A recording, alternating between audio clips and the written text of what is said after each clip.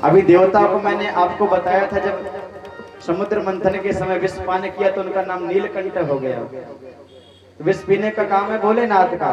तो मान लो हृदय में याद कर रहे हैं आंख बंद करके, ये संतों के भाव हैं, आंख बंद कर रहे हैं कि भोलेनाथ ये काम हमारा नहीं है, यह काम आपका है, तो आप आइए और आकर के इसका पान करिए और हमें लीलाएं करने दीजिए।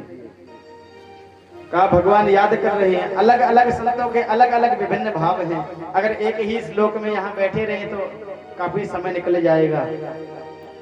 तो और पूतना ने जैसे ही वहां पर भगवान को उठाया और उठा करके अपनी गोद में लिया और गोद में लेकर के सीधा बाहर की तरफ चल दिया, और जैसे ही गोकुल के बाहर निकली तो तुरंत अपने स्तनों में लगा लिया और स्तनों में लगा करके उसको स्तनपान कराने लगी।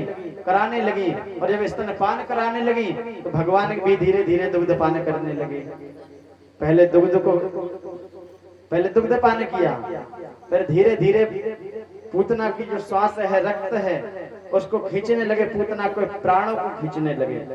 और जैसे ही पूतना के प्राणों को खींचने लगे एक भयंकर वेदना हुई, पीड़ा हुई, और उसी पीड़ा के मध्य में भगवान स्वयं उस पूतना के हृदय में मानो प्राण जब चले गए तो पूतना जाते जाते एक विशाल काय शरीर का एक रूप धारण कर गई और राक्षसी बन गई और एक धड़ाम से उस धरती पर गिर गई।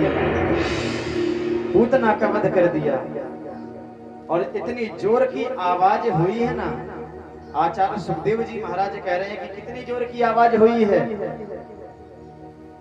पतमानोऽपि तद्देहस्त्रिगभ्यो द्रुमान, कितनी गहरी आवाज हुई है पूतना के मरने